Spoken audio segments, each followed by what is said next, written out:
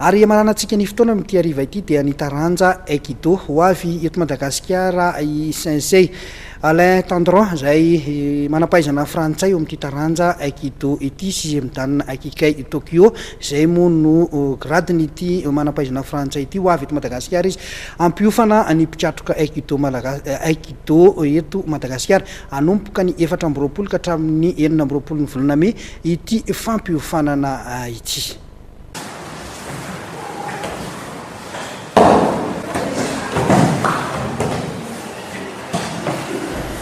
Ho avy eto Madagasikara afaka herinandro vitsy ilay expert frantsay sensei Alain Tendron eo amin'ny taranja aikido ampiofana ny mpitratroka malagasy.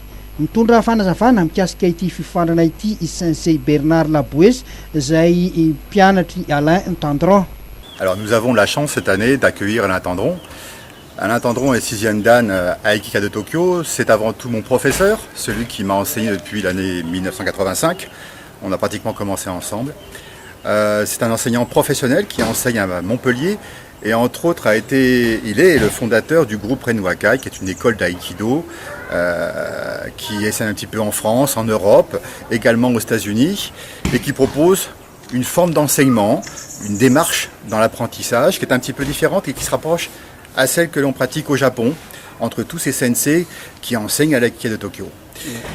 Autrement dit, nous avons la chance cette année d'avoir à fêter le 50e anniversaire de la disparition de O-sensei Morihei Ueshiba, qui est le fondateur de l'aïkido. Et à ce titre, nous avons la chance et l'honneur d'être accueillis à l'ambassade du Japon par monsieur l'ambassadeur Ishiro Ogasawara pour célébrer cet événement le 22 mai prochain. Ça sera un événement privé, bien entendu, événement soutenu par l'Aikikai, le Hombu Dojo à Tokyo. C'est un grand honneur et Alain Tendron, à ce titre, le représentera. Également, nous aurons le plaisir d'organiser un stage à ce sujet, donc les 23, 24, 25 et 26 mai au skatepark à Antanmen, où là, effectivement, nous pourrons profiter de la qualité d'enseignement de ce professeur exceptionnel qui va régulièrement au Japon et qui a bénéficié de l'enseignement de grands sensei comme Yamaguchi sensei, entre autres. Voilà.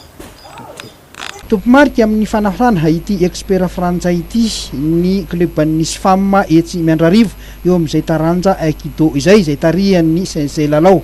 Le expert avy eto amintsika moa zany dia tondra fanatsarana zany raha ohatra ka azo lazaina an'izay ary ny afaka mandray anjara dia ho an'ny rehetrarehetra izay mpity aikido sy efa nianao ny aikido ka afaka tsara mandray an'izay fampianarana izay fa tsy voahianatra tsy akory.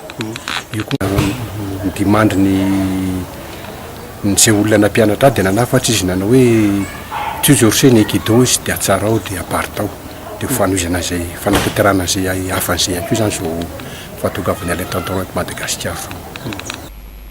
Mandritra ny fiofanana dia isy ny passage de grade ho an'ny tepana mainty premier dan. Araka ny fantatra ihany dia afaka mandray anjara amin'ity fiofanana ity avokoa ny mpitratroka aikido rehetra manerana ny Madagasikara. Dia iny fanadidiny ihany koa tompoko lasy tompoko vavy no ametrahana ny veloma mandram-piona ho amin'ny heriny an'ito izao indray. Isaorana betsaka ianao tany tokantrano nanaraka ny fandarana mahery hatramin'ny farany. Aza dino fa dia mbola ho hitanao anatin'ny gazety malaza Rahampitso ireo fitom-baovao rehetra nisongadina tamin'ity farany herinandro ity dia manome fotoananao indray ny fandarana mahery ho amin'ny heriny an'ito izao indray. Veloma tompoko.